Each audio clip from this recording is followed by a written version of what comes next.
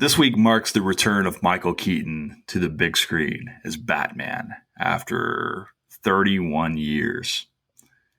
So I wanted to bring on a special guest for you guys to talk about Batman. Now, we've been doing HATM for about 5 years, and people love Batman. I don't think that's a surprise. And people seem to really love Michael Keaton. And they love Christian Bale and the other Batman too. But Michael Keaton's special, especially for people of maybe the Generation X generation, maybe a little bit older.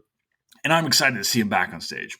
So I wanted to bring in Blake Scott Ball. He's a close friend of mine. He is an associate professor at Huntington College. He does pop culture history. He actually wrote this tremendous book a couple years ago called Charlie Brown's America, The Popular Politics of Peanuts, which came out in 2021 through Oxford University Press. I'll put the link there in the show notes for you. But he's quite literally writing the book on Batman. He's in the middle of research, and he loves Batman and knows this. So we're going to have a lot of fun today to talk about all things Batman, why he's relevant, why he's necessary in American society, what his cultural parallels are. And yeah, we're going to rank the best Batman of all time. So you finally get your historical, definitive, no questions asked, can't argue with it, end all be all ranking of Batman. I'm sure you won't mind.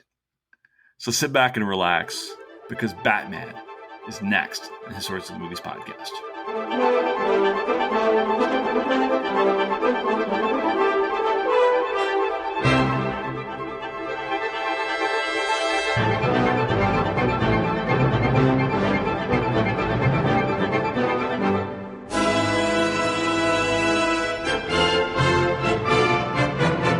Blake Scott Ball, what is going on with you, man? How are you?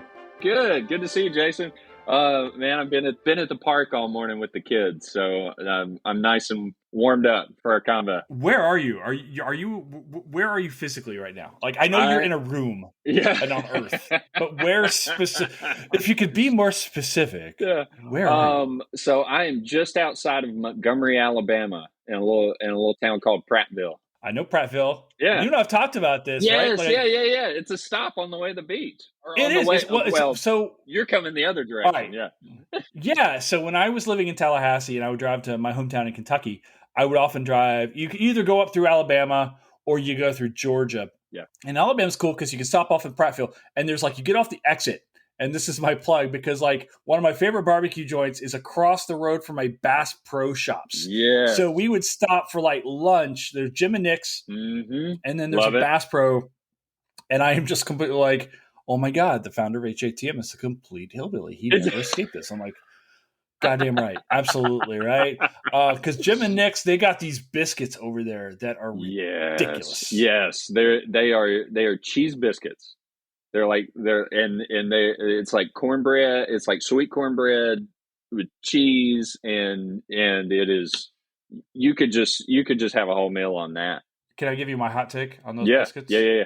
They're better than Red Lobster's cheddar biscuits. Oh, absolutely. That's my hot take. Absolutely. They're so good. Yes, they're incredible. And if Jim and Nick's would like to sponsor HATM at any point in time, or Red Lobster, if you want to get back into the biscuit game, come on. I will sell my soul. All right, this is our first conversation. You and I have known each other via Twitter for a while. Yeah. You came on. We did a movie. You co-hosted a film, I think, one time. That's right. Through HATM, right when your first book was coming out. We'll get into this. We will talk about that one, and we'll talk about the thing you're working on right now, and so forth.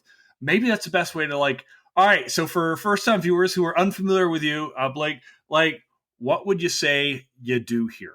What are you doing? What's your deal? What's your story? So what I study is, I'm a cultural historian.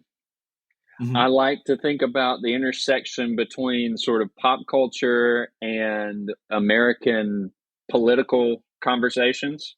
I think of it as political culture. So it's like the pop. It's how the rest of us think about the big issues going on in the political world. And I get at that through the avenue of comic strips and comic books. So my first book was called Charlie Brown's America, The Popular Politics of Peanuts. Mm-hmm. And it explored the work and career of Charles Schultz and all of the different intersections between his work and the events of his time. So the civil rights movement and Vietnam War and the emerging environmentalism movement, all kinds of issues of late 20th century America. So that's what I do. I like to explore the creator side of it. I like to explore the audience side of it. How are people responding to this? How do people take these things and make them their own? Sort of repurpose these characters to communicate their own ideas and feelings about the world. So yeah, that's kind of what I do. And you're working on a new book now, which kind of might explain why we haven't even talked about, like, said the name of the movie, but that was fine. We recorded a podcast yesterday. We did not say the name of the movie for the first 57 minutes. I was like, what are we doing here? So for those of you tuning in to hear Ray, good luck. We get into it eventually in hour 4 through 9. But you're working on another book right now. We're talking today about Batman from 1989. Yeah. It's coming up, and we're hoping to release this podcast right before the release of The Flash, which comes out in, I think, June 16th, something like that, mid-June, 2023. And we're not taping that far ahead. What are you working on now? What's going on with this thing that you're working on now? So I'm working on a new book that is a sort of history of, if you will, it's a history of America's shadow self, to borrow the phrase from the psychologist Carl Jung. It is a history of the American shadow self through Batman. And so we start in the late days of the Depression era America, early World War II era, and take it all the way to the present. And we look at Batman in the comics and newspaper strips, of course, TV with Adam West, and then all of the films. I'm going to get into video games with the Arkham Asylum games. Yeah. So. Yeah, it digs into all of it and explores sort of my research questions end up being really big and obtuse but the simple question here is, why is, in my mind, Captain America makes sense as a big American hero. Superman makes sense, right? This altruism, right? But Batman, this dark vigilante. Sometimes he's right. He's riding the lines. Like, what is this say about us? And why does he stick around? And I argue that it's because he is. He allows us to explore some parts of ourselves that are very real, but we're not necessarily always comfortable talking about it in polite company. So what you're telling me right now is Ron DeSantis would like to cancel Batman. I mean, have you seen Batman and Robin and the bat nipples? I mean, it's, there's. I mean, I want to cancel that movie because it's awful, but I also feel like that's part of the ethos too. Like, if you don't have anything that's bad, oh Jesus, we're going deep. Here's our young like. If there is no bad, how can there be good? If there are no nipples on Batman's suit, can we really embrace Michael Keaton? And it hurts because Batman is my boy, George Clooney. Yeah. We're going to get in a little bit later on to ranking all of the Batmen. Yeah. And I really do look forward to your thoughts on it. And we'll get in. I don't want to spoil my thoughts on that either. But I want to know, first and foremost, your most important thought that you're going to give us today: Coke or Pepsi? Are you into Truth and Justice? Are you into the dark side? Are you in league with the devil? Yeah, exactly. Well, let's see. Man, that is a tough question. I gotta think on that one in a second. There we go. Oh God, you believe in freedom. That's Coca-Cola, right. Coca-Cola all day, every day. Now, that said, if I'm definitely that guy. If they said, is Pepsi okay? Which is such a, Like that should honestly, I think PepsiCo should just own it, and just that should be their slogan. That should be their marketing slogan. Okay? Is Pepsi okay? Right? We understand we're second. That would be brilliant, actually. Yeah. But just lean that into would actually be smart. Like yeah, Pepsi's okay. Yeah, it's and that's endearing. That's kind of endearing. But I'll go Pepsi. I'll go Pepsi. But if I have my choice, Coca-Cola all day, every day. I literally have one every day. I do too, and this episode is now brought to you by diabetes. Diabetes, the choice of new generation. You're not lying. My preference is like obviously Coca-Cola always. If I'm at a restaurant that serves Pepsi and I catch it fast enough, I just leave. And I'm actually not kidding. But if I'm sitting down and they're like Pepsi, I'm like, okay, I can do a Dr. Pepper. I'll go Team Texas. Annette Gardner Reed she's a Texan. God bless her. Yep. I love her to death.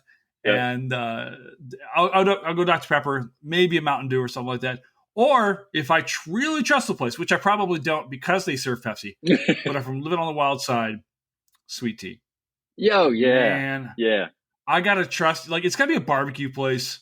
Like, I'm not a spoon in the standing straight up. Like, there is a balance in the force of sweet tea. Yeah. It's so easy to mess up. Yes. And essentially, if it's not exactly like my mother makes, it's wrong. So good luck. When I was young, I definitely drank my sweet tea a lot sweeter than I do now. In fact, I have finally come around to. For a long time, I just did not understand at all the existence of unsweet tea. Like, why? Why would you? Dude, I lived in Kansas. Go on. Yeah. But I've expanded my tea. I'll even do hot teas now. Which was never a thing for me growing up. But yeah, you're telling the truth. If I'm eating barbecue, I'm checking out their sweet tea, because if you've got decent barbecue, you probably know how to make some sweet tea too. Yeah, you show up at somebody's family reunion as like a guest, and they've got their own sweet tea that they've poured into jugs themselves or something like that. Or if they've got like a big, like one of those big like orange igloo coolers full of like sweet tea. I'm like, all right, these guys know what's up. Like, like, and I am not doing this outside of the SEC, right? I am doing a geographical map. If you are bounded by the Mississippi or Ohio, okay, and maybe I'll stretch into Arkansas, Texas. No, sorry, but this podcast is now brought to you by states with more than a one lone star. So I was on a trip to DC in college, and I was over in Arlington, Virginia. Right. And I was at dinner, and I asked for sweet tea from the waiter, and they said, "I'm sorry, we don't serve sweet tea." And the only way that I could process it was, I assumed that they must have misheard what I said. I said, "I'm sorry, I said sweet tea," real Southern, and they said, "Sir," I said, "we don't have sweet tea." I said, "This is Virginia. This was the capital of the Confederacy." Of the Confederacy. Man, y'all have gone. All right, can we talk about this for a second? Let's redefine. Like, an often question I get in my courses is like, what is the South? And I've thought about this in terms of Virginia. Yeah. I don't think Virginia is part of the South anymore. No, not at all. They're not. Like, not at all. Like, do you hear me, Virginia? And and neither is West Virginia either. Okay. Yes. Yeah. You're right. West Virginia. West Virginia, because of the Appalachian thing, West Virginia, it can sort of pass for a heartbeat, right? But to somebody as like somebody who doesn't know the South could see West Virginia and go, "Oh, that's Southern." Right. "Oh, that's the South." No, it's not at all. So I'm recently trying to categorize like what Appalachia actually is, because I don't think Appalachia is part of the South. Yeah. I don't think it's. I think it's just this unique borderland. Of course, Appalachia runs from Georgia up through, Tennessee and North Carolina and things like that, and it's got southern elements, but I think that it's kind of uniquely its own space, and it's just kind of got different things. But when I think Appalachia, I'm really thinking like, West Virginia, parts of Kentucky, things like that. Yeah. And Kentucky's part of the South except for Appalachia, which is, again, it's just different, and I can't quite put my finger on it. But you and I are both from the South, and therefore retain rights to deny or accept applications. Like people are like, "Am I from the South?" Right? Like, are you South adjacent? Missouri. Yeah. What do we make about Missouri? Well, it's like no, not geographically, but. No, right. Y'all stay with the Ozarks. I don't know. Like, y'all figure out what you are. You're not the Great Plains. Hey, but if you're talking like West Kentucky, there's parts of like Southern Illinois are pretty Southern. They're pretty Southern. Yeah, I got to admit. Well, the river flows, right? The river has like the river valley. Yeah. And they're just poor in accent. I have a hard time accepting much of Illinois because they're always trying to steal our president, Lincoln, of course, who's a Kentuckian and not an Illinoisan. Sure. If you're out there and you're from Illinois, like, we're the land of Lincoln. No, you're not. You're the land of McDonald's. You can do that. Like, make Ray Kroc your boy. But we're keeping number 16. He's ours. And I will tell you, so I did 5 years. We say it like this when I was in Kansas. I did 5 years in Kansas, in Wichita, right? And you would ask for sweet tea, and they would, dude, like not tour duty, like a term of indenture. I would ask for sweet tea, and they would just point to the sugar. I'm like, what the? And Kansas, I swear to you, right? I mean, in the rank of nicest people by state I've ever met, number 3, like Hawaii, number 1, not even close. Number 2, Iowa. Iowa's awesome. Kansans are wonderful people. They just can't cook. Yeah. Like when they discover salt, Kansas is like this amazing version of England and North Korea in the middle of America. That's all, like, because they don't leave. Their food is terrible. Yeah. And yet you feel like they're good people at heart. Like, I feel like there's something worth redeeming. Yeah. Well, and this episode not brought to you by Topeka. So. And here's the thing about making your sweet tea. It doesn't work if you put the sugar in after you've already made the tea and the tea's cooled down.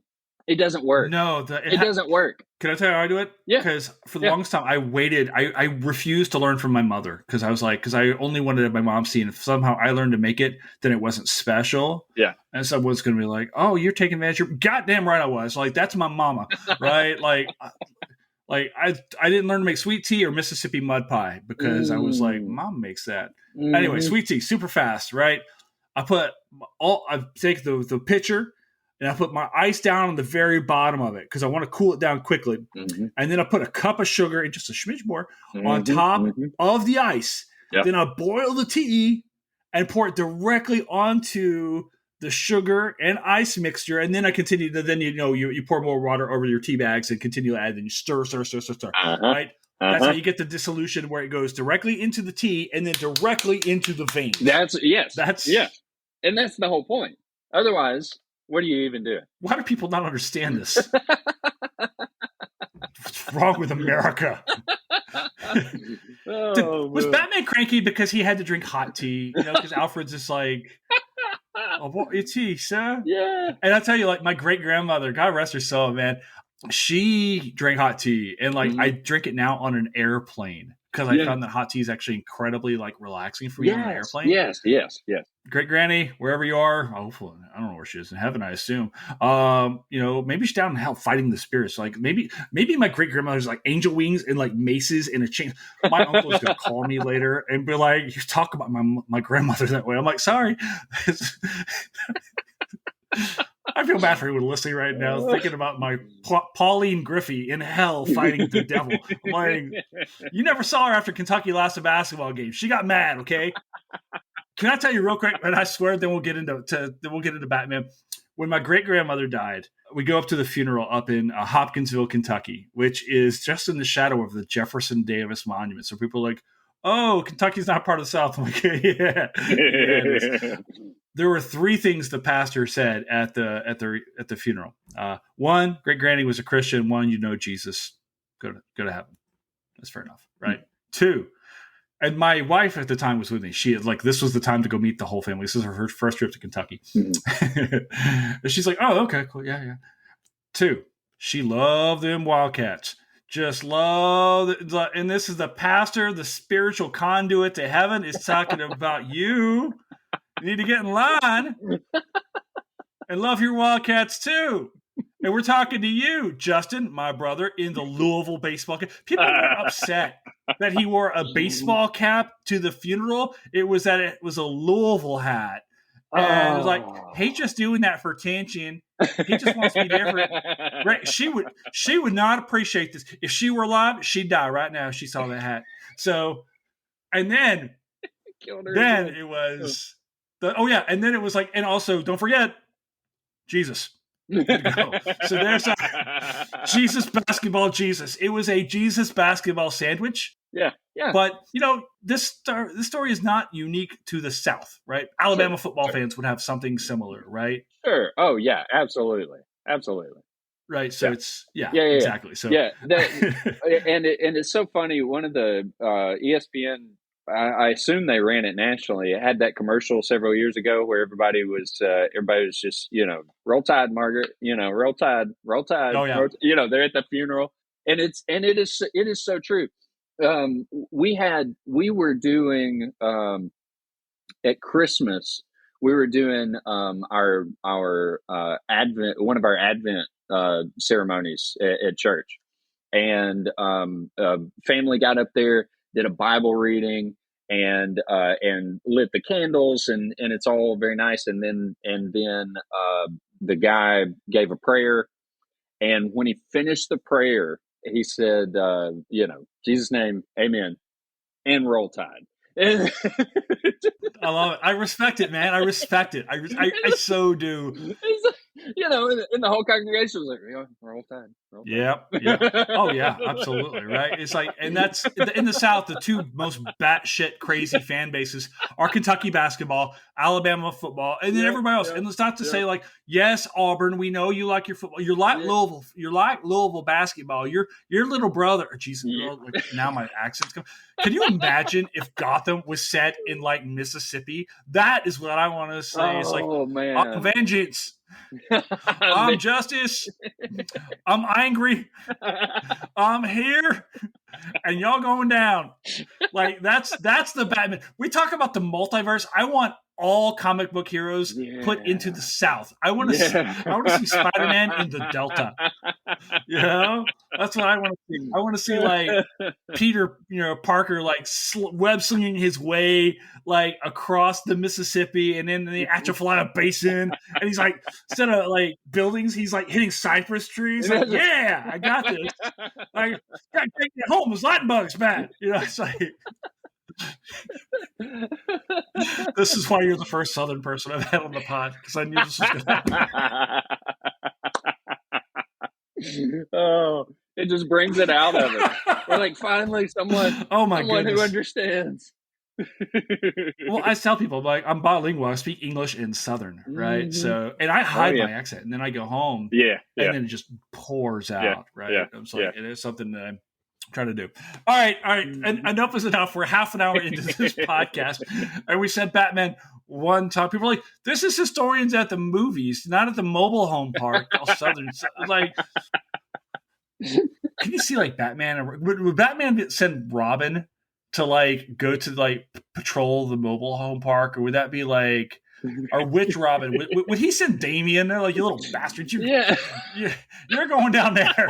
I can't control you.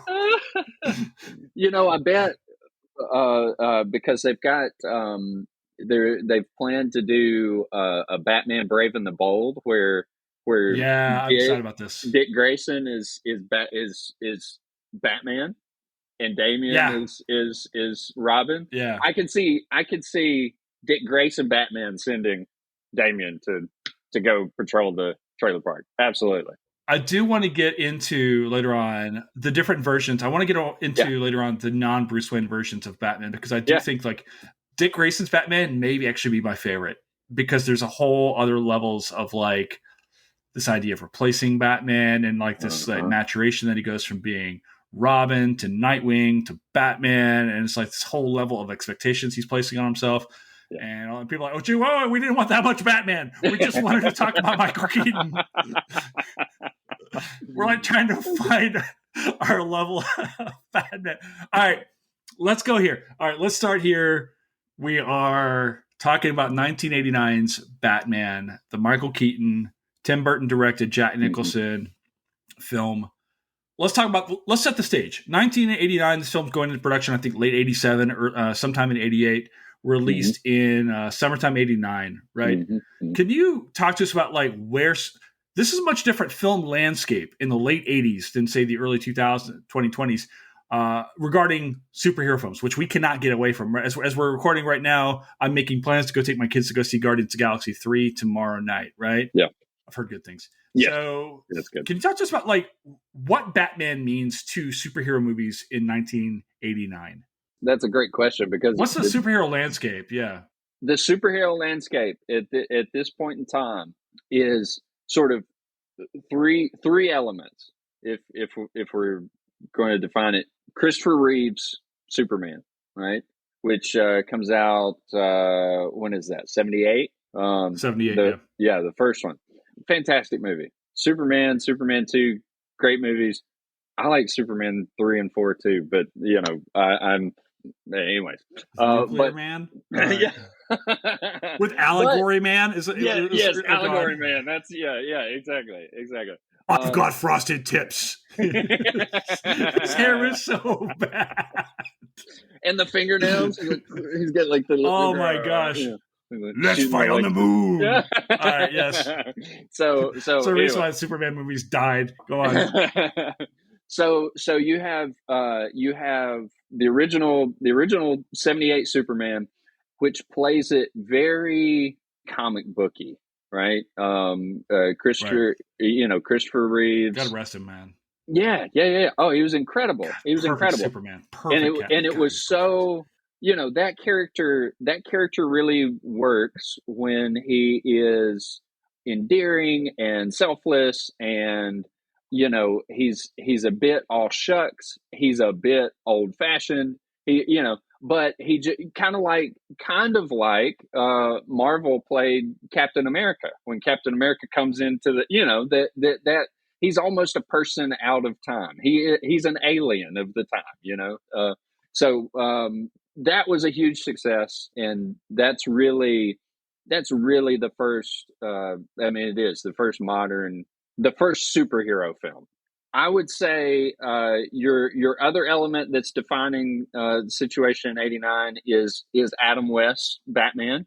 For 3 years, from 1966 to '68, Adam West and Burt Ward as Batman and Robin are on bi-weekly, and it is a huge pop cultural hit, in part because of all of the fantastic costume design, set design. It's very colorful, but it's also played as a comedy. It's played as a comedy where the characters involved don't realize they're in a comedy. Right? They take, Adam West takes it deathly seriously. And so it has this really neat effect that it plays with children as very serious, right? They're taking their cue from the adults, from Batman. It plays with the adults in the room as this very funny, tongue-in-cheek, oh man, look at how silly this thing is that we used to like to read as kids, and right, we can chuckle together. So that is influencing it. And there's this sort of, I think there definitely are a group of fans who had come by 1989 to resent the popularity of Adam West Batman. Not because they didn't like Adam West Batman, but because they didn't like what it had done to the broader cultural understanding of Batman. as Batman is a joke. And they didn't appreciate that. And so there was that element, but there's no way around all of these fans in 1989 have been shaped by Adam West's Batman, introduced to a lot of his villains and characters through that TV show, which was still through the when I was growing up in the 90s, it was still syndicated, running. You could watch it. You watch it on the weekends, and it's great. I remember seeing it. Yeah. And then the last element would be cartoons, the superhero cartoons. There's a version in the maybe later 70s of Batman and Robin, where Robin is voiced by Casey Kasem. Oh, I remember this. Yeah. Yes. So there's that. But probably most impactful in that period had been Super Friends, right? The version of Batman on Super Friends. So Batman working with Superman and Wonder Woman. Those kind of ideas are all shaping it. So enter that landscape, and of course the comic books, but enter that landscape. 1989, Batman, Tim Burton, Michael Keaton. Right. Now you've got an interesting thing, right? With Batman is definitively not Superman. Like Tim Burton's, I mean, the studio's taken a radically different direction with Batman than say Superman. Superman's Richard Donner, who's a proven director, I believe, in 78. Burton's doing some quirky stuff. There's all this controversy around Burton's selection as a director. Certainly the huge fight around Keaton as Batman. Can you kind of speak to that? Like, what's going on with these casting choices? Yeah, it's bold choices, no doubt whatsoever. You think about who Tim Burton as director is at this point. His credits up to this point are he had been an animator for Walt Disney, and so he comes from the art world, and I think it really plays to his strength, and especially when you look at sort of the ways that he relies upon storyboarding and he does a lot of his own character designs and things like this. I think that's part of what translates into Burton's very instantly identifiable style. You see a screenshot of a Burton scene and hey, that looks like Tim Burton, right? Because he's extremely visual in his designs. But his directing credits up to this point, he's got Pee-wee's Grand Adventure and he's got Beetlejuice. Both of these are very strange movies, but incredibly, they're very successful movies. Even as odd, offbeat comedies, they're very successful. And so there's no doubt that Burton has a unique voice and vision as a director. And I think with Beetlejuice, he showed his gothic capacities and sensibilities. So I think that is sort of fits in the mold of what the thinking was. And I should probably note I underplayed the comics, but it is significant what's happening just before 89 in the comic books as well. Specifically, the work done by Frank Miller. I was ready to ask you about what Frank Miller does to this film. Yeah. Frank Miller's the Dark Knight Returns, which takes a Batman it's a Gotham City where Batman has retired. Nobody's seen him in years. He's gone. And Bruce Wayne comes out of retirement as this old Batman who has, in some ways, time has only made him more unhinged. He realized that there's this great scene at the beginning of the first issue of that where he's driving this race car. He's driving this race car just flat out, and he wrecks it, and it's going up in flames, and you can't tell, you can't tell in the scene if is Bruce Wayne going to die? Like what's going to happen here? And he's having this internal monologue with himself about, would this be a good way to die? He's looking for a good way to die. like a honorable, courageous. This is not Superman. No, this is not your no. traditional. It's not Superman. It's not Spider-Man. The two other most popular characters. I think Spider-Man's probably the biggest selling comic book by 80s. I think maybe might still be. Yeah. But radically different. Like here's one of the questions I wanted to ask you. I wrote down is like, is Batman a freaking psychopath? Yeah. It depends on, I don't know, kind of all versions of this guy is a little, he's unhinged. He's somebody, he's tormented for certain. Yeah. He's somebody who has decided, for example, so for Miller's version of Batman, you get the sense that this is somebody at this point in his life who does this because nothing else in the world makes him feel alive. Like he is just driven to get out on the streets and unleash on anybody doing wrong. Like, he's going to hunt him down, he's going to beat the crap out of him, and he feels alive for it. And there is some altruism there, right? He does, he's willing, but there's that element of he's willing to sacrifice himself in part because of his own damage, right? There's some part of him that thinks he deserves the punishment, right? He deserves this. And maybe it is that sense of he should have, that memory of standing there and just watching as is what happened to his parents, that he didn't do anything. He couldn't stop it. But then you've got, and there's elements of this throughout different versions of Batman. The current version of film version of Batman with Robert Pattinson, he has some great scenes in that latest movie, The Batman, where he tells Alfred, I don't care if I die. I don't care if I die. Very, seeming to suggest in the conversation that he kind of like maybe it would just be better if I did die. Like he doesn't, until the very end of that film, he doesn't have a sense of what he's living for.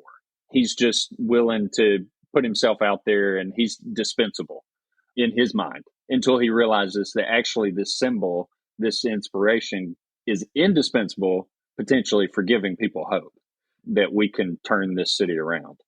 So the comics there are playing a really integral part in a turning towards a turning back to really a darker interpretation of Batman. Now, on Michael Keaton, let's get into Keaton here. Michael Keaton also has a very interesting trajectory because Keaton had been who's bit of trivia if folks know.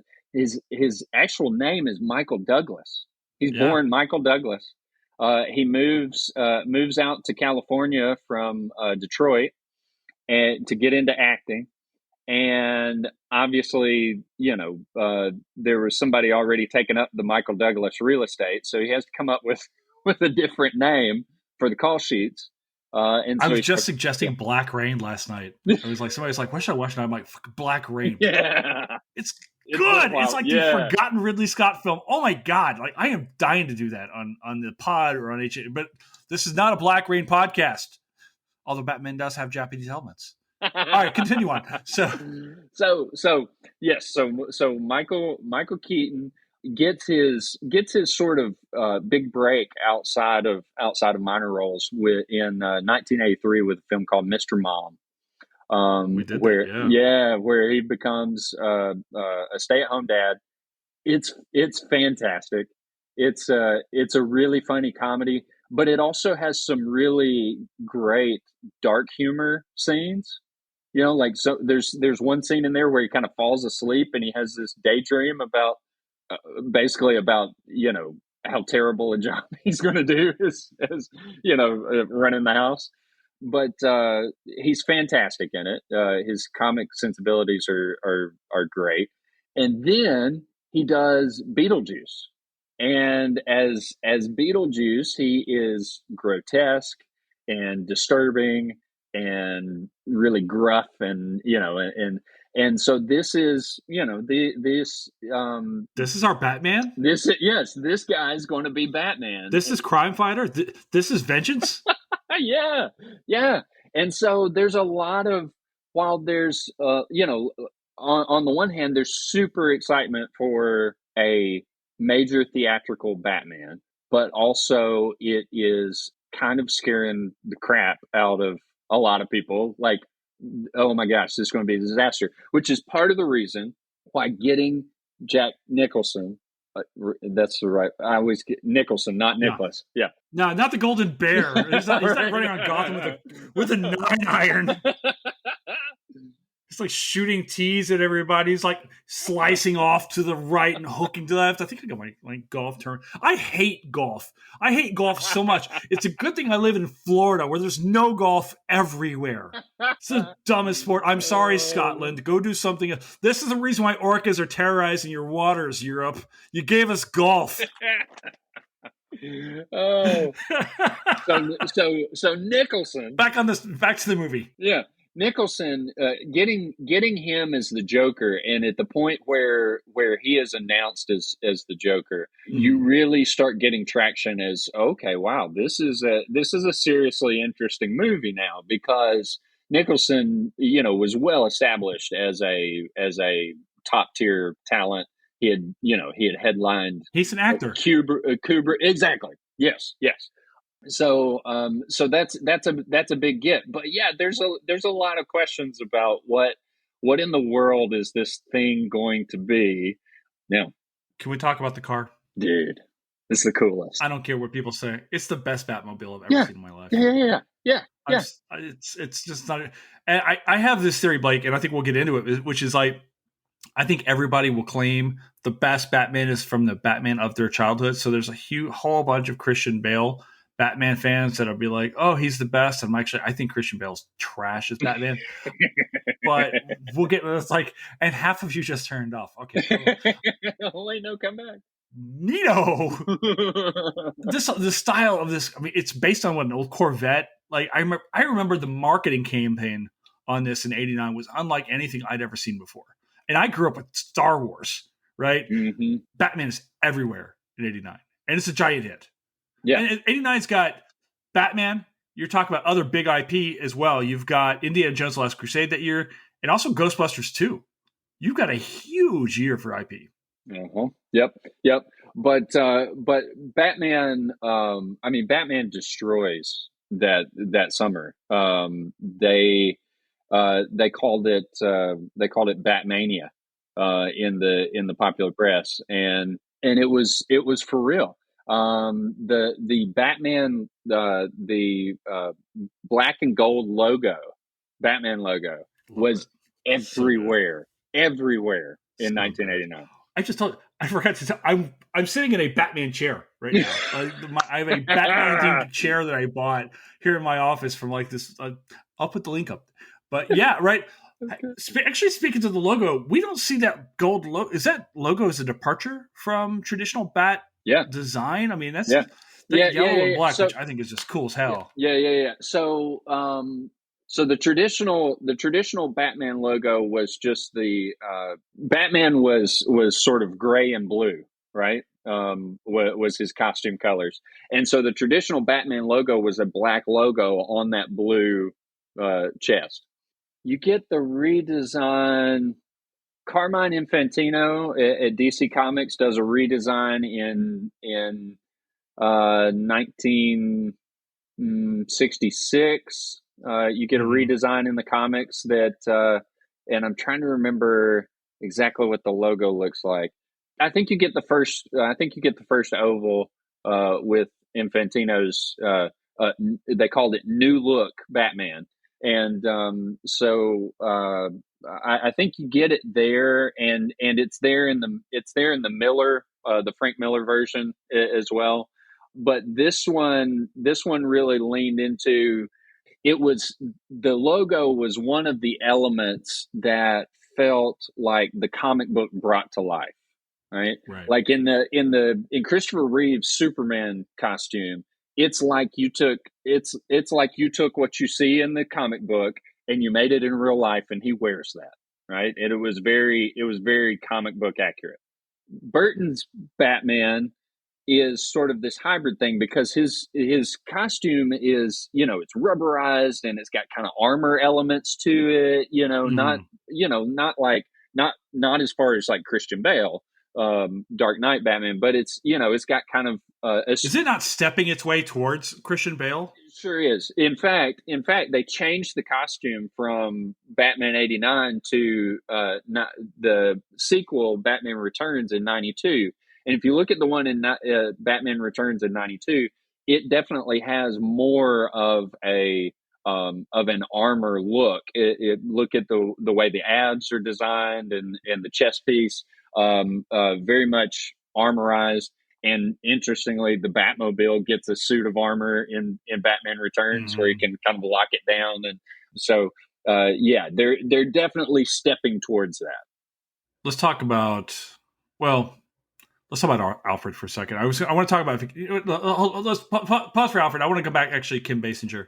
To Kim Basinger in this film, Vicky Vale. She's not Batman's great love in the comics, right? One of them, one of the pair. In a lot of ways, there's a weird Batman James Bond-esque connection there, where he's this kind of Lothario is kind of Dame of the Week, almost kind of a thing there, right? I know that Mel Gibson was actually up for Bond, and I want to say he was up for Batman as well.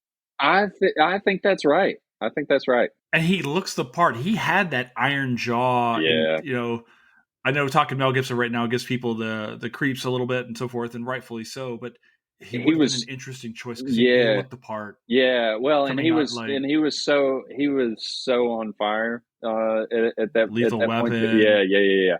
Yeah. Everything else, boy, he was. What I loved Gibson to a point, man. I was like, oh no, not him. No, not take someone else. Yeah. Carrot Top be awful. Oh, it turns out Carrot Top's awful. So why Gibson? I liked Gibson. Then he turned out to be bad. And I was like, God dang it. Yeah. All right. Sorry, officer, for yelling. Now I'm mad. She's amazing. I can't take my eyes off. She looks, this and then LA Confidential. Kim Basinger had that very classic 50s statuesque look to her. Did she not? Yeah. She's perfectly cast in this film. Yeah. Absolutely. She's fantastic, and it does get to an element that we may talk about later, which is, I think that we talk a lot today about, well, for instance, we've got this Flash movie coming up this summer. Yep. And Michael Keaton's reprising as Batman, as Burton universe Batman. So we talk about how we've got this, heavy nostalgia going on, like we want to bring, like we did the Spider-Man No Way Home, and we brought Tobey Maguire and Andrew Garfield all back, and all those kind of things. And that's true, but I think we can actually miss how much 89 Batman and 78 Superman and this whole period is all about nostalgia as well. Burton is, as much as Burton is aiming for a world that feels gothic, he's aiming for a world that feels mid-century as well. Right? He does, yeah. I never thought about this. It is the world. Like, I remember as a kid watching the Batman movies and thinking, Batman's got all this high-tech technology, but everybody drives cars and the buildings look like they're from, 1947. And I'm like, and I was always, my question, I didn't know it yet at the time, but as I've realized in adulthood that I was born to be a historian. I always looked at the world like a historian, and the world just started making sense when I met other historians. But like, my question was, when is this taking place? So many people we've been on this podcast have realized, like early on, they're like, as a kid, I was analyzing these films and thinking about what they were, and not even now they go off I thought about the scholars, world. And they're like, and it's like so evident, like, oh, I was always a historian. I just didn't know it. Yes, then. But it was obviously that I was fascinated with, like, you mentioned this mid-century thing, and all it's popping through my head is thinking about how everyone's dressing in overcoats, fedoras, long scarves. The men are right. There's a very much golly, you're absolutely right. This like organized crime. and you've got these guys, Jack Palance, older than God, in 1989 already. It hadn't even been in City Slickers yet. Yeah, well, it's the Joker as gangster. He's taken over the city gangs and all of these elements, and it's part of a broader nostalgia, I think, that was going on in the 1980s and early 90s. You're going to get your next big superhero movie after Batman is going to be, or next big comic book movie after Batman is going to be Dick Tracy with Warren Beatty and Madonna. Mm-hmm. I remember the marketing campaign was so much fun, but huge. It fails, does it not? Yeah, it doesn't hit. It doesn't hit like they had hoped. Can I tell you, I remember as a kid watching this, like the marketing campaign going there. I remember being aware. I'm 12 in 89.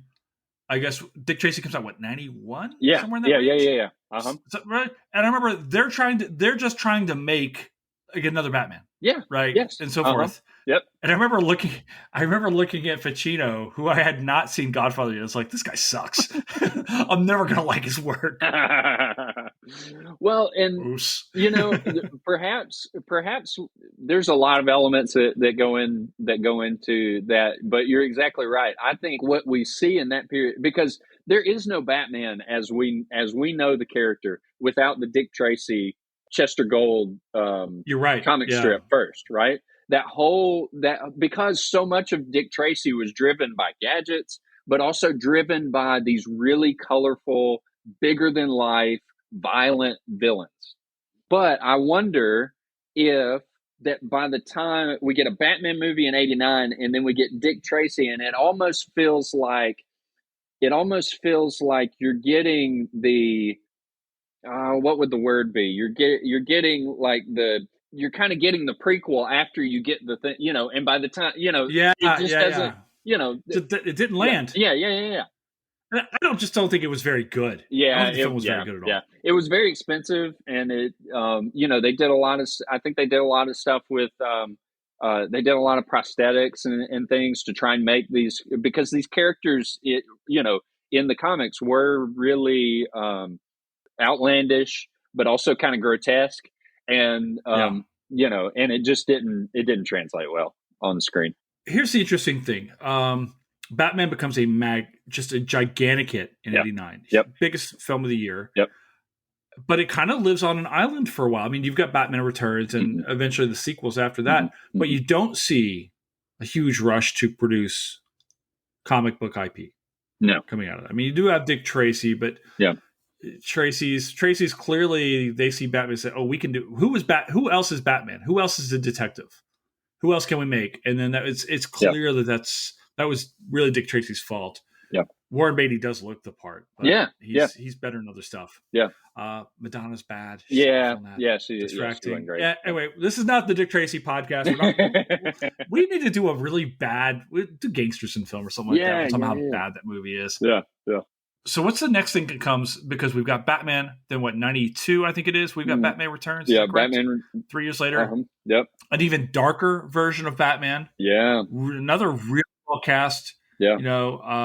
You've got DeVito, who I think is amazing as Penguin. The prosthetics work really well. Yep. Michelle Pfeiffer obviously is like is Catwoman her most famous role. She's amazing. Yeah. Oh, she's incredible. She's so good. I mean, it might be her defining role. And then you've also got perhaps the most vile of them all is the corporate villain, Max Schreck. You're talking about Max Schreck? Yes. Christopher Walken? Yes, Christopher Walken. I'm about to do my Christopher Walken accent. It's the first time I've ever tried on the podcast. Yeah. That's my debut Christopher Walken impression, ladies and gentlemen. Yeah. It's not bad. Well, and which sets up a really interesting dynamic because it's a completely original character that Burton introduces to the world of Batman, and it sets up this really interesting showdown for Bruce Wayne, where here's Bruce Wayne, this guy who has everything. The world's kind of set it in his lap, and and he as a means of enabling his ability to fight as Batman, he uses Bruce Wayne, the playboy, this disinterested, distracted individual, as a shield, as a foil. But the Max Schreck character forces Bruce Wayne to sort of get involved in ways that he hadn't in the previous. Can I tell you why I think that works so well? Because I think you're absolutely right. My favorite scenes in Batman Returns are actually the boardroom scenes with Bruce Wayne and Max Schreck going back and forth with each other, posturing, and Michael Keaton's tossing papers at Christopher Walken and all that. And here's my thoughts, right?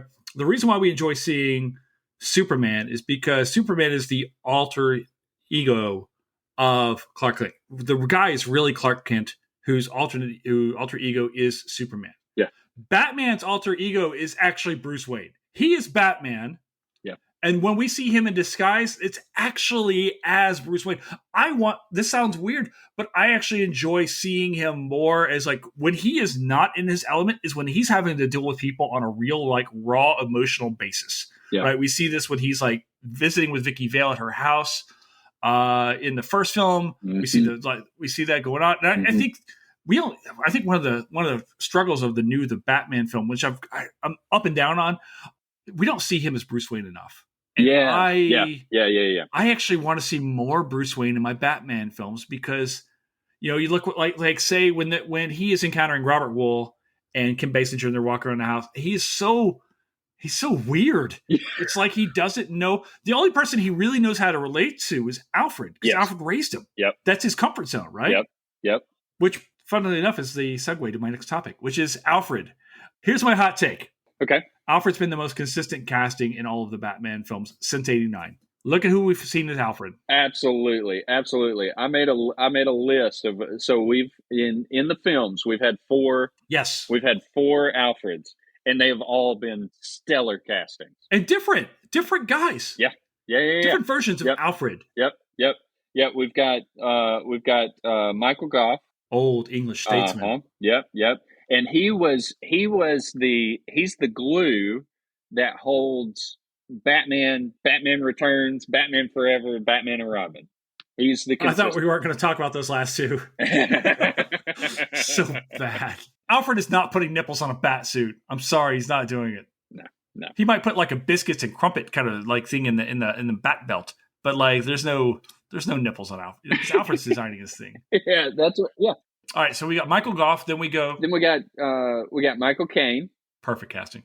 Yeah. Perfect. Yeah. I mean, and brings the sort of.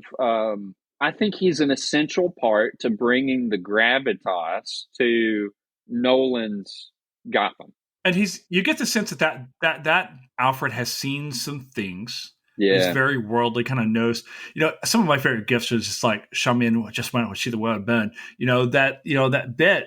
But also, I think the thing he does most best on that one is like, I think there's no question that all 4 of the Alfreds genuinely love the respective Bruce Wayne. I think that's the best part of you feel that there's this very parental affection from Alfred to Batman on all these films. Man, does that ever come through? Like Alfred is hurt. Yeah. By Bale at the end of that 3rd film. Just on that point, I think something underestimated about when we talk about that second Chris Nolan movie, The Dark Knight, right, with Heath Ledger. We talk about the Joker performance. It was incredible. It was so good. Just like in '89 when they announced who the Joker was going to be, that was the moment that everybody really started paying attention to that movie. Like, whoa, hold on, whoa, okay, what are they doing here? In fact, they released before, there was no intrigue about what Batman would look like in that movie. All the intrigue was about what Heath Ledger was going to look like in that movie. And when they released that image, that's when the hype really started taking off. And then, of course, Heath Ledger passing before the movie came out was, really sort of made that an event. But one of the things I think we don't talk about enough with that Dark Knight movie is how it was, as far as sort of decade-defining lines. The writing in that movie was some of the best. The dialogue is some of the best film writing of the 2000s. I mean, lines like you were saying, some men just want to watch the world burn. You either die the hero or you live to see yourself become the villain. I mean, there was some excellent writing in that movie. Yeah, and I can tell you, I think I remember when Ledger's cast, there was at the time a tremendous amount of also concerns like, wait, is this guy? How do you follow Jack Nicholson? Yeah, whose Joker was spectacular. Yeah, I think in some ways what I saw, and here's one thing I continue to see with the Batman, people are so fixed this. Keaton comes in. People do not like the fact Keaton is cast. Keaton is amazing as Batman. I guess I'm spoiling that. Ledger, who arguably the greatest actor of his generation, taken far too soon from us. His performance in Brokeback, I think, is one of the best things I've ever seen in my life. Just haunting, beautiful, amazing film. Yeah. But people were concerned, like, how are you going to follow Nicholson? And he just did his own thing, right? Yeah. And then you see this again later on with Affleck as Batman, which I definitely want to talk about in a bit because people are like, Ben Affleck, and then again with Robert Pattinson. And at this point in time, it's like, at this point in time, you just have to be like, just trust them. Just trust what they're doing. Yeah. Casting, they've made a few misses, but it hasn't been on, they haven't really missed on Batman. In fact, I think that even Clooney's Batman wasn't bad. I think that it was just a bad film. I think Schumacher just never understood Batman. Yeah, we can talk about we can do the George Clooney redemption tour here in a minute because I think that he's had a rough go of things in his life, and I feel like I got you, George. Us Southerners, he's a Southern guy. Yeah, he's from Kentucky. All right, all right. So where the hell were we? Oh, okay. We haven't even made it. We made it 50% through our Alfreds. Okay, so then we've got in the Snyderverse, the Batman v Superman. We had Jeremy Irons. He plays a sort of more a lot more snarky version of Alfred. He's the most fun. Yeah. He pushes back, right? He bought in Michael Goff, Michael Caine. They sort of did it with humor. That sort of British understated humor, which was excellent. But Jeremy Irons really leans into, you get the sense of somebody like he might be the only person in that world who can go toe to toe with Bruce Wayne. Yeah, you get the sense that in place of, say, Robin, you actually have Batman and Alfred. Yeah, in those films, right? There's very much more of a partnership where he's quite literally in the ear of Batman as they're doing whatever, right? And fully capable of taking over through the machineries and like doing the things, right? Yes. He's the technician. He's the designer. And then we got in my mind, the most interesting casting of Alfred in this new series. That we know so far. Can you speak to that? Andy Serkis, who, God, what an actor! Yeah, we do not appreciate what he is. Did you see the tattoo I got like earlier this year? No, I don't know if you can see that or not. All right, you see that? Do you see those numbers there? Yeah, right. Yeah, that's Aurebesh. It's a language in Star Wars. That's from the. Did you watch Andor? Yes. That translates to never more than 12. That classic line, that prison scene. Yes, it's so good in everything. Yes, yeah, he is fantastic. He commits so much to the role. I think that his Alfred in the Batman, he could have very easily played a more dominating character, right? He could play the sort of go toe to toe with Bruce Wayne sort of figure. But what he does instead, I think, is to play a strong figure, but one, like you said, who's very much wounded. He's seeing what is happening to Bruce as he's descending into this character, this Batman. And he can't help but shake the feeling that he's responsible for the whole thing. That somewhere he didn't help Bruce get his life back on track after the death of his parents. Yeah, and I think that's the key. is exactly what you said. He commits. You believe that he is whoever he is playing, right? Some actors go into a role and you go, oh yeah, it's, oh, that's George Clooney. Gotcha. Yeah. I still know I'm watching Tom Cruise when I watch, and I love Tom Cruise. Yeah, but I know I'm watching Tom Cruise in Mission Impossible. Yes. I'm watching a movie star versus an actor. Yes. Yep. And Circus becomes whoever he is. And I thought, for such a powerful actor, I thought he could have dominated Robert Pattinson's Bruce Wayne in that movie. But I think he made some really wise choices in being. He is, I think, the most wounded Alfred. Well, Pattinson's Bruce Wayne is awful to him. I mean, just outright dick to him. Like juvenile at some points. Yeah. Like you're not very much dad, so. I feel like if my son is listening, my 15-year-old, I think of you in terms of Batman. In this case, I want to wring your neck because you talk to me like you talk to Alfred. Anyway, I remember watching. I was like, you can't talk to Alfred. That's Alfred, right? Yeah. He loves you. Yeah. Well, he's the only one who loves you. And there's this, I think some of it is sort of hard to watch for us in that movie because the age of Robert Pattinson seems a little too old to still be that, going through that level of emotion, But I think, one of the great things about, as once again, the emotional core of that movie, Serkis's Alfred, he sees what's happening to this kid that he loves, that he is becoming, he's becoming nihilistic, at least to himself, right? He's absolutely does not care about his own self. Yep. Yeah, totally. Yep. And it is eating Alfred alive because he feels like a failure to this kid that he loved. And Alfred is Obi-Wan Kenobi.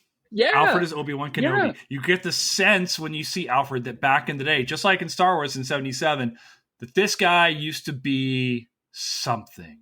Yep. Right? Yep. Absolutely. And, especially maybe with the Kane version, but yeah. Well, and that is something that has emerged more and more in the comic book character.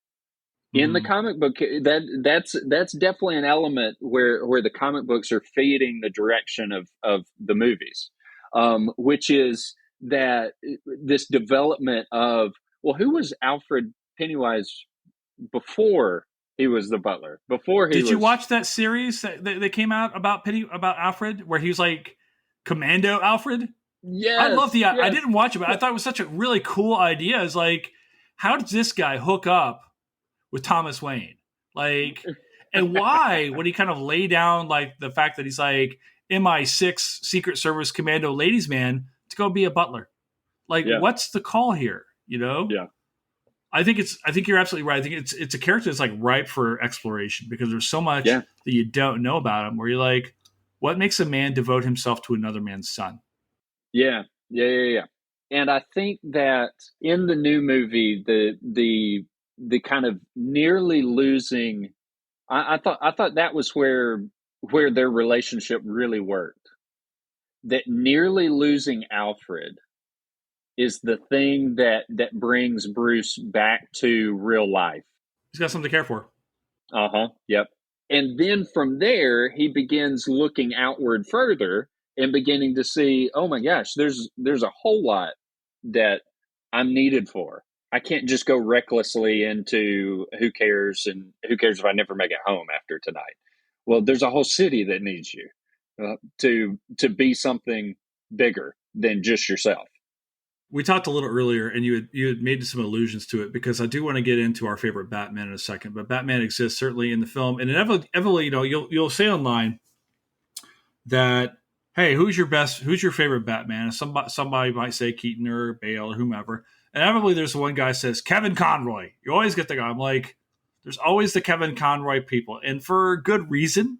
Yeah, there's people who are going to say that Hamill's the best joke. Mark Hamill's the best Joker. Another Star Wars reference here, right? And you can certainly make those arguments. I I'm actually more in line with the Hamill as Joker than Conroy as Batman. But yeah, can we talk a little bit about Batman and other media that aren't comics, and because we've seen him now. You're talking about these games, which actually the Arkham Asylum games, which are fantastic. yes. Did you ever? I remember sending you a link to like a fan made production of like Batman versus Darth Vader on YouTube. Yes. Did you ever watch that? Yes, It's insane. I thought it was good. I was like, that's who Batman is. I remember watching it and going, oh, this is who Batman is. This is exactly who this is. Can you talk a little bit about say Batman and other media? We've seen him now, certainly in a lot of comic books, and I really dig how these video games are starting to become respected as performances that drive story and tell story. But you've got him in comic books. You've got him in video games as well, where he's pulling up in multiple games, and then on some of these smaller shows, you see older versions of Bruce Wayne, and one in part played by Kevin Conroy, and then the other one by Ian Glenn on the Teen Titans show, which I thought was really kind of interesting casting. Yeah. Can you talk a little bit about Batman in those medium? Are people doing anything different with those Batman, or what are your thoughts on those? Well, so I think to Kevin Conroy's Batman, that's Batman the Animated Series, which comes on the heels of Batman Returns, and begins as sort of, I think in the mind of the viewing audience, it begins as sort of just a spinoff of the Tim Burton Batman movies. That's kind of, from the musical theme to the tone and the Art Deco design of everything, like it follows those aesthetics. But as you get into it, you realize that there's something more going on there. One of the things that goes on in the animated series that I think is so important was actually the exploration of the villains. Yes. Because, you can only, think, for example, about the Batman Forever, Batman and Robin. One of the problems there, I think, is trying to chalk so many other characters into those stories, whether it's the Riddler and Two-Face, or Poison Ivy and Mr. Freeze, played by Arnold Schwarzenegger, and then the Bane character that is just this weird henchman, that has no personality. And so one of the things about Batman the Animated Series was that it gave space to develop the villains. And to explore all kinds of different villains for Batman. And the thing that you get out of that, I think, is how much Batman is defined by his villains. Each of his villains bring out different elements of his strengths and weaknesses. And so, in a way that, we don't talk about a rogues gallery for Superman. We don't talk about a rogues gallery for Iron Man or for, Spider-Man. Spider-Man has a pretty good rogue. Sinister Six, absolutely. Yep. And I think there are some interesting parallels between Batman and Spider-Man. The fact that two of our biggest superhero IPs are creepy animals, spiders and bats. Who lose their parental figures. Yes. So I think, it's so important. Everybody always talks about in this world, everyone always talks about the redefining of Mr. Freeze in the animated series, which they do an excellent job. That whole concept of Mr. Freeze as this character who's motivated by the fact that his wife is dying, and he's in desperate search for a way to save her life, to find a cure. And through this, there's this tragic accident that transforms him into this monster. I think that's obviously an incredible, really, recovery of that character who had been left in the 1950s as this, in the 60s as this really campy, silly ice pun character. I think another one is the character Clayface, who is this washed up. He's a washed up actor who is willing to do anything to keep the prestige and attention, and he is so desperate to be liked that he's willing to do anything, and it literally turns him into a monster. And they play it as this. It's really tragic. It's really tragic, and maybe even more so for a young person watching that. You watch that and you think about how you in your social circles and in school are trying to figure out, who am I, and how can I fit in? How can I be liked? And here's this guy who gives away his life to try and be liked, and it destroys him. So the animated series was so good at exploring those things in really dramatic ways. I think one of the things that makes two things made the Arkham Asylum video games huge. One was they're really well designed video games. They built their own engine for the fighting mechanics. It is fantastic. It's a lot of fun to play. It's a lot of fun to you can become very proficient very quickly at fighting these guys, and so you kind of feel like you're this technician in combat, like Batman would be, and it's really cool. It's got a lot of gadgets and all these sorts of things. The other element of what has given that series its staying power is really good writing. It's got some really interesting story elements. It especially explores the relationship between Batman and the Joker, and questions of what exactly separates this madman Bruce Wayne on this vigilante mission from the people he's fighting against. Who, what keeps him from being just as loony as they are? Well, we see this in the most recent Batman film, when Batman is talking with the cut scene that we've seen now. God, the inspired casting of the Joker, because I think I can't pronounce his last name, Keown? Yeah. As a young Joker who's already in prison, who hasn't quite become the Joker, but oh my God, please do not keep me from him, because I saw that scene's available on YouTube, I think. Yes. It was a scene that they didn't include in the movie, but the director released it a few weeks after the movie was out. Fantastic. I think we keep him as Joker now that he's been nominated for a bunch of stuff. People really dug that. Like, are you going to, after, it's almost like Ledger's problem after Nicholson. Now, how do you follow Ledger? But I think he does it. But yeah, he's like, it's interesting. He's like, you're just as bad as the Riddler, in that scene. All right, I do want to bring this all the way back to what everybody's waiting for here, which is our Batman ranking. Like, you're writing a book on Batman, and we're not going to go animated. We're going to go only big screen. So we can count the Batman, the Adam West film, but we're only going to go big screen, not small screen.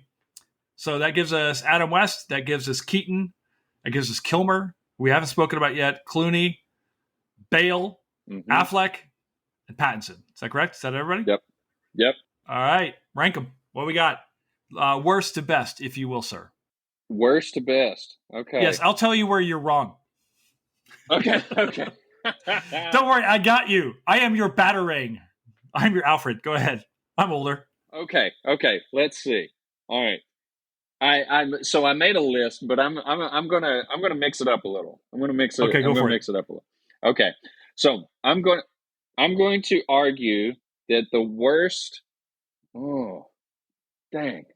The worst, and we're talking like Batman and Bruce Wayne combo. Batman, right? Because as an actor, you got to be inhabit both roles of Batman and Bruce Wayne. That's right. Because you can't. That's right. I mean, we can talk about like, hey, Clooney's better as Bruce Wayne than he is at Batman, but ultimately, you've got to be able to do whatever, right? So go for it. All right, I'm going to say the worst Batman is. That's what I'm toying with. That's what I'm toying with. He's not good. I'm sorry. He's all right. It's his voice, and the cowl is stupid. It's the voice and the cowl. I'm sorry. Yeah. Looks the part. kinda. Yeah, well, yes, the world, the movie, the writing It's the voice, around Blake. him. Yeah, Yes. yeah. Yes. Well, I've and got it's something stuck in my throat. well, and there's also this like you know who does the best impersonation of why it's wrong? It's that comedian Pete. What's yes. his name? God, I'm gonna have to look it up. I'll link it. Pete. Yeah. I can't remember. He's just great. Where he's just like he does this bit on like getting the voice. You know, it's just very, it's great. Yeah. And he sticks his lips out, and it's yeah. But it's like, yes, that was what was annoying about. I hate the voice, and I don't like the cowl for some reason. The cowl does weird things around the mouth. Yeah. Okay. All right. So I'll go now. All that said, I love the Dark Knight trilogy. I absolutely love it. But real case to be made for Dark Knight is the best comic book film ever made. There's an argument there. Oh yeah. Absolutely. You can make that argument. All right. So we'll put Bale as worst as worst Batman. Thanks, Blake. You just got this whole thing canceled. That's awesome. Nobody. Yeah. The worst part is nobody's going to buy the book now because they're like that moron doesn't. No, this is where your redemption. I was under the allure of Jason, who is actually the Scarecrow, telling me I had to pick Bale as the. Okay. All right. So here's where I'll go next. Next, I will say Val Kilmer. Too pretty. I'll say Val Kilmer next because he is very handsome. There's not a whole lot of personality to his Batman. Really looks the part. Yes. Yep. And there's a lot I like about if you've played Batman, you were like the coolest person in the world to me, even if you're the last on the list. Like you were the closest thing we have to James Bond. Yes. Is American Batman. Yeah. Absolutely. So Christian Bale, awesome. Val Kilmer, awesome. But if I'm ranking them, okay, we'll rank put them there. We are. Okay. All right. So next, I'm going to go Clooney. I'm going to go George Clooney. I put Clooney ahead of Kilmer because Clooney. I watched this when the Batman came out. I was all excited to take my my two oldest girls. The oldest is 10. Second daughter is 7. I'm going to take it. Well, I felt like my oldest daughter. Once I started seeing reviews of how the movie goes, I felt like my oldest daughter. Oh yeah. This movie has so many nipples. It might as well be brought to you by Mark Wahlberg. You want to suck at the teeth of the devil? Huh? I got it right here. It's on my suit. So I felt like my oldest daughter is not particularly bothered by scary stuff. Like she just kind of rolls with it. My middle daughter, very skittish. And so I was like, okay, she's not, so I felt terrible. I had to like renege on my promise that I was going to take because I was like, I just don't think that this is going to go over well. My middle daughter was pretty upset. And so I said, hey, how about there's other Batman movies that y'all haven't seen yet. Let's watch some of those. And, and that'll be fun. We'll watch all those together. So we watched Batman and Robin together. And I was like, oh man, this is not going to be great, but they've never seen it. So it'll be fun. It's a mess. But it's a fun movie. Like Clooney does bring a lot of personality to his Bruce Wayne. It's very campy. It's very silly at times. What kills that film is the art direction. You can't take it seriously because you've got a silver Batman on ice skates. Yes. Arnold is terrible as Mr. Freeze. Look, Mr. Freeze is Patrick Stewart. I mean, that's who Mr. Freeze needs to be. Yes. But so I like Clooney because Clooney, he goes with it. He goes with it as terrible as the direction of the movie was. He goes with it, and he becomes the Bruce Wayne for that silly world.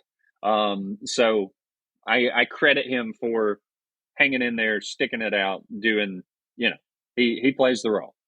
All right, next I will go. 4 to go. Okay, next I will go Robert Pattinson. All right, Robert Pattinson. I think that we get in that 3-hour movie, we get more Batman out of him in a single movie than we've ever gotten of any Batman. He's pretty much Batman the entire movie. He's pretty much Batman the entire time. And I think it's important for that character. I think it would be good in the next movie with him to see, like you said, see him becoming Bruce Wayne, right? Realizing the utility of Bruce Wayne. I want to see Batman in therapy. I want to see him on the couch, like talking about his parents. Like, look, I'm tired of solving serial crimes. All I really want to do is go to Publix. Can I get a pub sub? That's but Gotham's in Jersey or New York. It's like,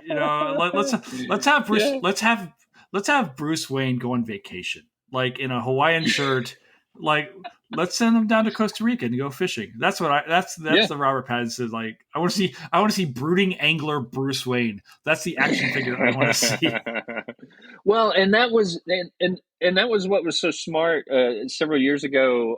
The comic book writer Tom King, who did a really long run of Batman that initially kind of turned some Batman fans off, but I think has won a lot of people back over, was because he did, he had one of the great issues of his 85 issue run was having Bruce and Selena Kyle, Catwoman, go on a double date with Clark and Lois Lane. That's awesome. And it's fantastic exploring the dynamics of those relationships, because like you said, like Bruce is an interesting character in and of himself. Like he's weird. He's weird. Yeah, and I want Bruce and Selena Kyle to work out. Like, I know that they are both haunted individuals, but Anyway, all right. So we got Pattinson sitting in at number 4. Okay. We got 3 to go. We've got Affleck, West, and Keaton remaining.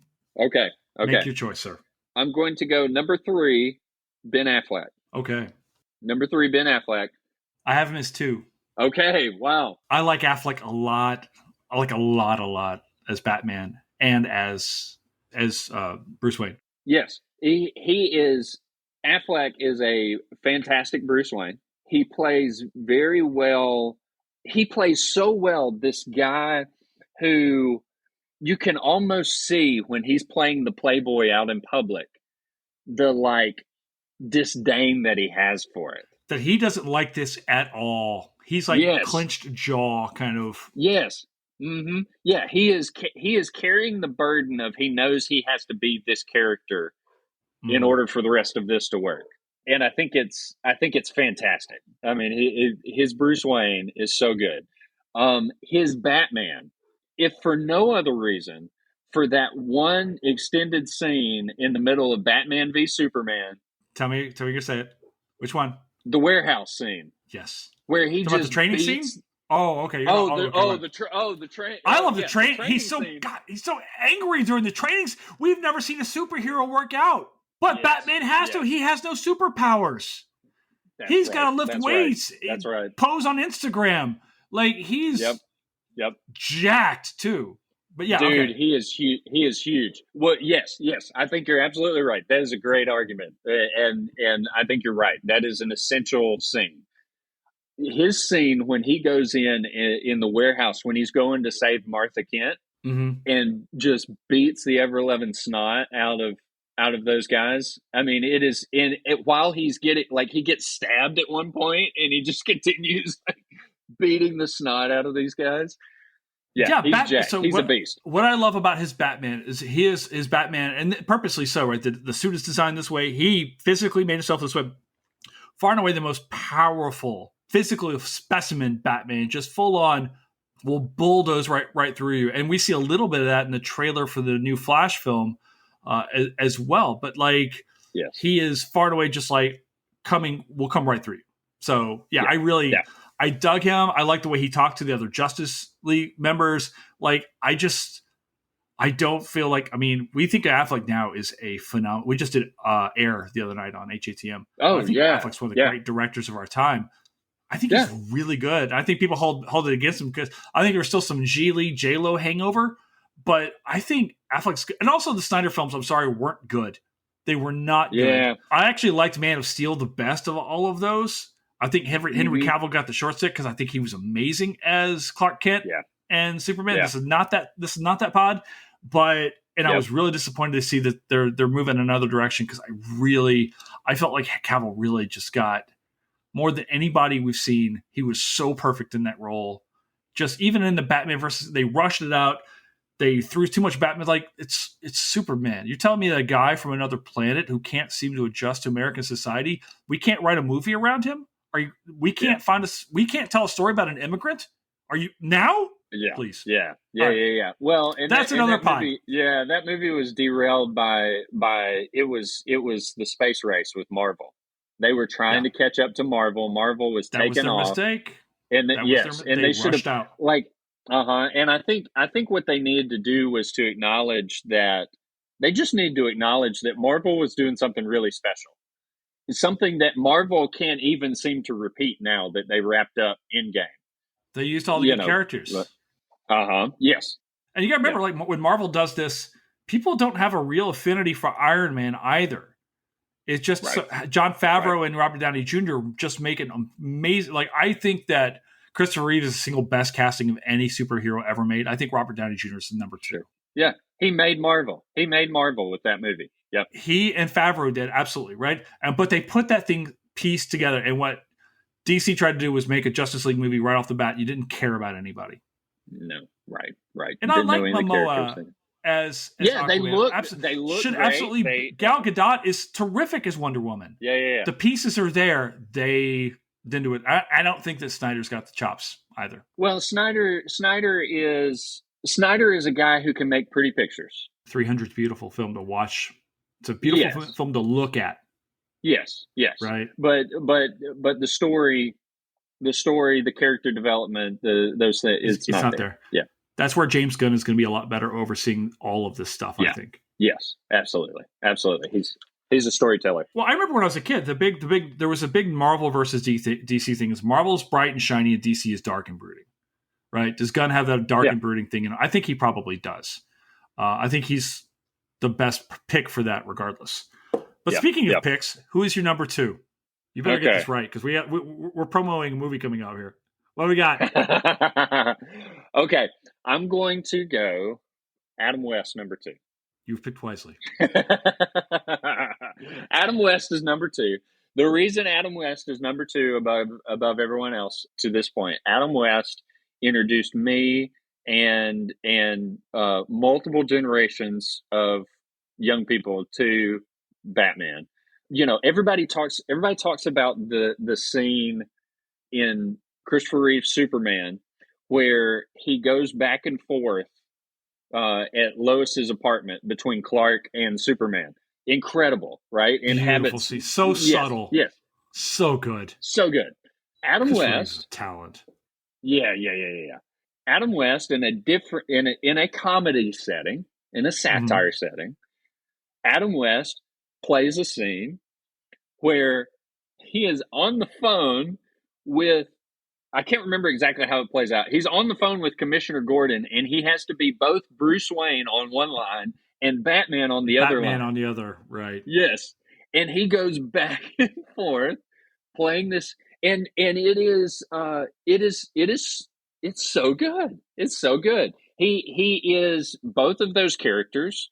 Both of those characters are distinct and yet totally intertwined. He plays in a world of comic buffoonery. He plays the man who has to save the world, and and does a great job. I mean, Adam West was in the same way that Andy Serkis embraces the role as Alfred. Adam West embraced the role of that Batman. For a generation that had nothing else as Batman on screen. I don't know, coming up, like I said, in the 80s when I was watching the show, maybe on Nick at Night or something like that, I had an appreciation for West's talent. I actually met him. He came to Murray, my hometown, once. I had him sign a poster. Yeah, I had him sign a poster or a picture or something like that. I met him once. I didn't have appreciation for who he was. But, looking back, I think about if he were placed into a different situation, he actually had the look. He actually had the jawline, the debonair kind of thing. Good looking guy. Probably could have put, like, if you put him 20 years later, which, you know, I remember as a kid thinking, oh, that's the old Batman. It's 20 years ago. Yeah. We're talking Bale Batman now. It's nothing. Yeah. It seems so old then. And if anybody that's not convinced that Adam West is a great Batman should go check out a Batman animated series episode called The Gray Ghost, where Kevin Conroy's Batman, as a kid, Bruce Wayne watched a TV show, a black and white TV show called The Gray Ghost, and this character inspired some of the ideas for Bruce Wayne to develop his hero, Batman. And in this show, in this episode, he has to team up with the actual Gray Ghost because there is someone who is committing crimes based on old episodes of this TV show. And so Bruce Wayne, as Batman, gets to team up with his childhood superhero. And it is one of the most beautiful episodes. And Adam West plays the Gray Ghost. And he is awesome. Fantastic. Anyways, Adam West, number 2, excellent. All right. Surprise us all. Your number 1 Batman. Who you got and why? Number 1 Batman, Michael Keaton. Michael Keaton. Without a doubt. Without a doubt. If you are listening to this and you're like, I like Christian Bale, and there's some of you who I know are listening to this, you're my friends, you're wrong. You're a millennial. Blake, I think you might actually be a millennial. You're Zoom. I don't know. Listen to my old Gen X ass when I tell you that Michael Keaton is the best Batman, and I'm so glad he's back. There's a reason why they didn't bring back Bale. It's Keaton, man. He's selling this movie. Also, what are your thoughts? Why Keaton? Why is he so good? Well, for one, so there was a tagline in the original Superman, poster. The tagline is "You'll believe a man can fly." Yes. Right. Great tagline, but it's also from a very different time, right? Mm-hmm. Today we don't have to tell people, you'll believe Captain Marvel can fly, or Iron Man can fly, whatever. That's just But this was a time. Right? Yeah, right. Comic book movies are normal. This was a time when they had to sell comic book movies, and in that same vein, Michael Keaton made us believe that a man could really be Batman. Michael Keaton made us believe that a regular guy with weird quirks and vulnerabilities could become this nighttime, street level crime fighter Batman. Yeah. He sold it. He is so endearingly awkward with, I think some of the greatest scenes in the 2 Keaton Batman movies is actually him with Kim Basinger and him with Michelle Pfeiffer, like tripping over himself. Yeah. I love the all-time great scene for me is when he's having dinner in Batman with Kim Basinger, and they're sitting at opposite ends of this huge table. And she's like, do you actually like it in here? And he looks around. He goes, actually, I don't think I've ever even been in this room before. He's great. And they go and they eat in the kitchen over the sink, and it's such a relatable guy, right? Best also, suit. Yes. Far and away. Best cowl, best suit. Yeah. They don't have to make any jokes about being able to turn his head and stuff like that, that they make in the Dark Knight movies. You need to be able to turn his head. That was just the way Batman moved, right, and operated, and it added to, because they leaned into it, it added to the gravitas of this character, right? Right. Also, I will say, just to show you how much of a Batman nerd that I am, I would like to share a real life personal story of a time that Michael Keaton's Batman inspired me in a pressure situation. Go on. Is this when you proposed? No. No. Although your wife's like, your girlfriend at times like, who are you? I'm like, I'm your fiance. So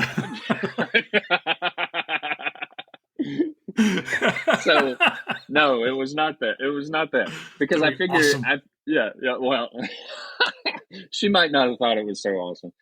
I was walking back from I went to grad school, University of Alabama in Tuscaloosa, and nearby our the department offices was what everybody in Tuscaloosa calls the Strip, which is where all the college bars and and some different food venues and stuff is. And so a lot of times we would walk over to the Strip, go find food for lunch, hang out. And so I'd walked with one of my classmates. She and I are on our way back. And to get back to our offices, you have to cross at this crosswalk that's in between, like it's just out in the middle, kind of out in the middle of nowhere. There's no red lights or stop signs around. So a lot of times you really had to watch at this crosswalk because people were just rolling. Well, we go to cross, and this fraternity bro in a jacked up Chevy pickup turns out from this parking lot not 100 yards from us. We're already out into the road walking across. He turns out and he just puts the foot pedal to the metal. Whoa. And there's a part of me that is like, I'm gonna step out in front of this. I'm gonna make this guy stop because like it was like he's turned out and he's facing straight at us, and now he has made clear that he's going to power right through. He doesn't care that we're already out in the road. We have to stop for him. Mm-hmm. And so I think I'm going to step out in front of him. I'm going to make him stop. Just as I get to the median line of the road, I decide, you know what? What if he doesn't stop? so I'm like, okay, I don't want to die today. So I stop. But also he like just commences to just wide open, right? I mean, I'm standing with, I mean, I could have gotten clipped by his mirror. And I'm just so like the whole vibe that this guy's giving off is ticking me off. I have in my hand my Coca-Cola from lunch with no lid because I like to chomp on ice when I'm no lid. I take it and I just throw it right down the side of his truck. Like, you know what? I don't normally do stuff like that, but this guy just peeved me. And so I throw it down the side of his truck. Well, he slams on the brakes. This thing slides to a stop. I see him turn on the reverse lights. The lady that's walking with me, she turns around and starts taking off back to the closest business. Like she told me afterwards, she was like, I was going to call the police because I thought something really bad was about to happen. Mm-hmm. I decide, you know what? I did it. I threw it on there. He's trying to be tough guy. I'm just going to keep walking. Let's see what he does. So I keep walking. Mm-hmm. The crosswalk enters into a parking lot. So when he sees that I've walked into the parking lot, he puts it into drive and he hauls it and turns into this parking lot and is coming around to the entrance to headed right for where I'm at. Now the entrance is a little ways away. It's on the other side of this big university parking lot. And so I've got some time as I'm watching my imminent doom come towards me. And in my mind, as I'm thinking, what are my options here? Do I take off running? I think, no, I can't take off running because, there's nothing. I've attempted to be manly here and I can't take off and run. I could try to de-escalate. I could try to apologize and, hey, I'm, sorry. Could try that option. Or option number 3 that pops into my head, and I kid you not, is this guy's rolling up in this massive truck. He's clearly pissed. Ready to fight. Yeah. Option number 3 that pops into my head is the scene in Batman where he's at Kim Basinger's apartment, Vicky Vale's apartment, and the Joker shows up. And he starts telling this story about this guy who, gets into some trouble, gets into a street fight. And this is the point where he grabs the fire poker, he smashes a vase on the mantle, and he says, "Come on, you want to get nuts? Let's get nuts." And he's so psycho and deranged, right? In this moment, Bruce Wayne is just, I'm going all in, right? And I think to myself, in this moment, because I'm not I'm not a big guy. I'm not like you, Right. Jason. Right? You're Ben Affleck Batman. I am very much Michael Keaton Batman. I just want to say skinny, that I can stop this podcast now that I've been referred to both Ben Affleck and Batman. And J-Lo, if you're out there. Okay. So I am a very slim guy. And especially at that point in my life, I did not weigh very much. And so in my mind, the best shot I have with this guy coming up in this massive truck, and the closer he's getting, I'm realizing that there's someone in the passenger seat as well, which is not a good sign. Another dude. Yeah. So I'm probably about to get the crap beat out of me.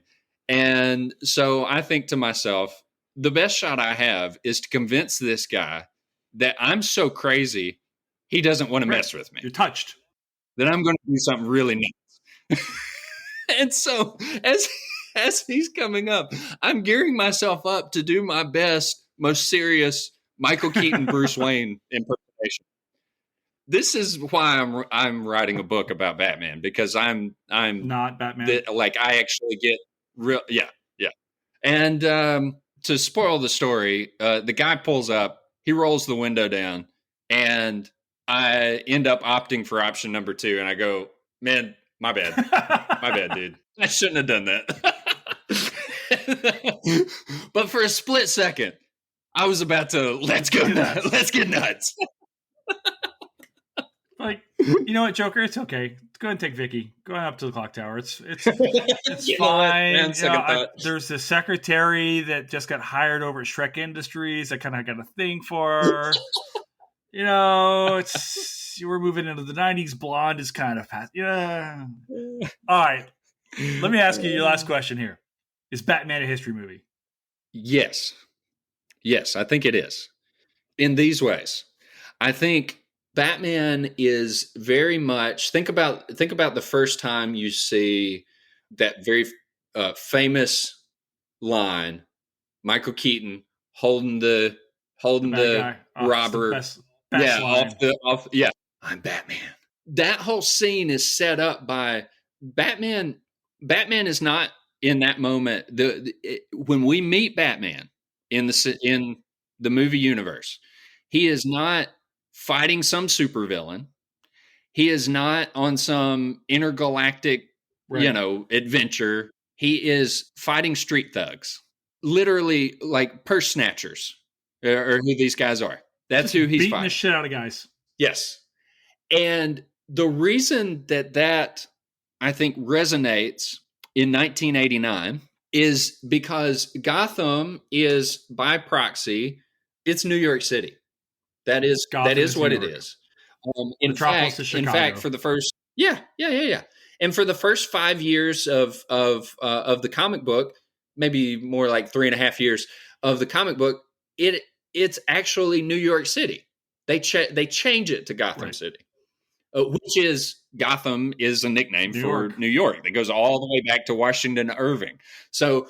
So this is New York City, and the New York City of the 1980s was a place where you had to be cautious walking down the street. You had to be cautious in the subways. It was a place where, to put it another way, this was, what's his face? The subway shooter, Bernie. I can't remember. Yeah, I forget.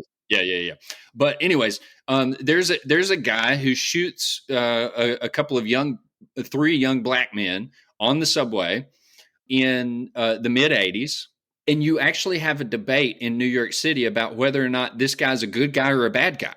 Don't we still have those debates right now? We just saw this in New York, right? Yes, exactly. Which is why I think it's so intriguing that Michael Keaton's Batman is coming back this year.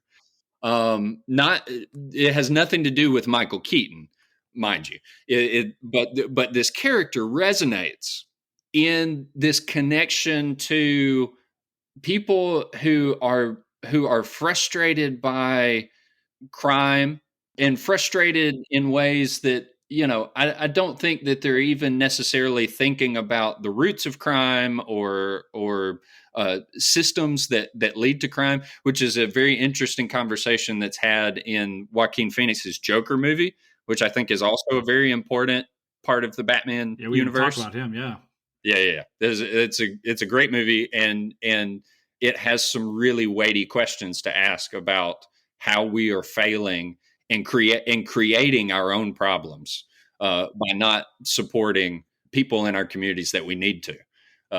It's in their best interest. It's in our best interest too. But we live in a society. Yes. We're living in a society. For those of you who don't know Joker lore, that's his statement, right? I mean, we didn't talk about Jared Leto's. Boy, this podcast could last 14 hours. Oh Lord, Jared Leto's. I was kind of hoping that we could sidestep around Jared Leto's. We will come back. We will do a Joker podcast, and we'll get to Jared because we'll get to Leto, and I'll talk to you about like that off screen in a second. But like, yeah. So yes, it is about urban crime in the 1980s, and the fight for. You also have Harvey Dent played by Billy D. Williams, yeah. Right? Who should have gotten his chance to be Two-Face, but so many of those conversations are they were meant to mirror the conversations that were going on actually in New York and in other major cities in the U.S. in the 1980s. You see, who is Vicky Vale? Well, they established Vicky Vale's credentials in the movie with a cover story that she has done for Time magazine in this sort of fictional post-colonial country in Africa where you have the fallout of kind of ethnic genocide going on in warfare. And so it's about decolonization. It's about the fallout of colonial remapping of these worlds. And so it's very much rooted in the late Cold War politics. You know, Batman is very much a statement on this sort of law and order conservative politics. He comes out of in some ways he's coming out of the same vein as Dirty Harry or the Bronson. Exactly. Yeah. Yep.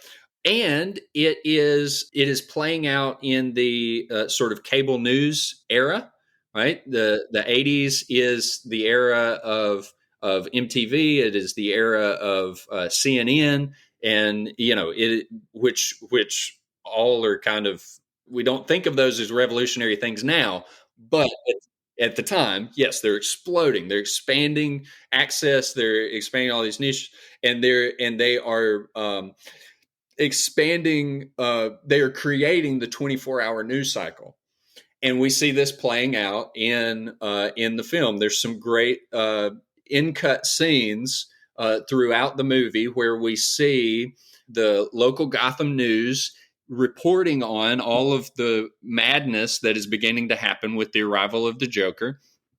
And there's one of my favorite scenes is when Joker poisons a whole bunch of health products, but he doesn't tell people which ones are poison. You just know that whatever, one of the things you use could kill you.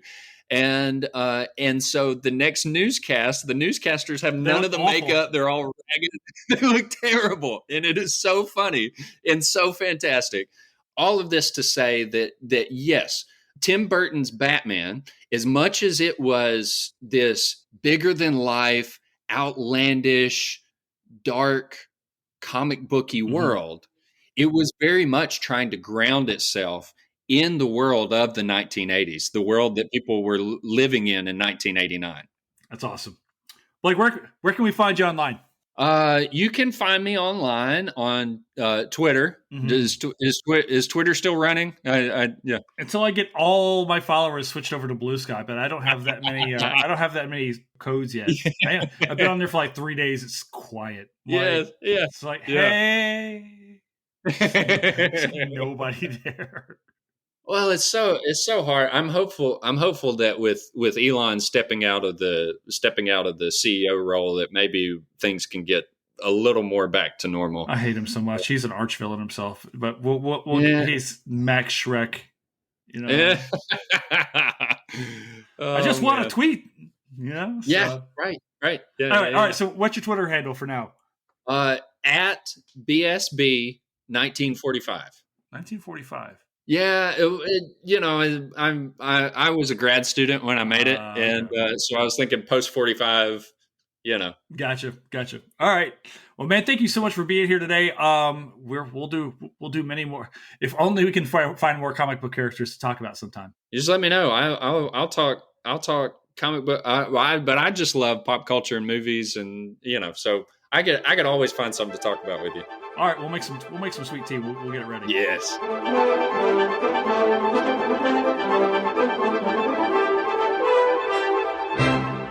And that's a wrap here at Historians of the Movies podcast. Thank you so much to our guest, Blake Scott Ball, for joining in today. Blake, this was an absolute blast. I cannot wait to have you back on the pod later on. And of course, thank you so much to our producer, Fletcher Powell, the guy who makes all this happen. Yes, you can draw parallels to Fletcher as Alfred, which means, yes, I'm Batman. I'm Batman. You can find Fletcher on Twitter, Fletcher_Powell. And if you want to learn more about Historians of the Movies, you can follow me at Herbert History. You can look for the historiansofmovies.com or on Instagram. We've got an Instagram page which will show you every single film we've ever shown. You can find us at the hashtag HATM on Twitter. Guys, thank you so much for being part of this show. Continue to listen, share it, tell your friends about it. I hope you're digging it. We got a lot more great episodes coming up this summer. I'm so glad you're here. Thank you for being here. And we'll check you out a little bit later on next time. Ciao for now, guys.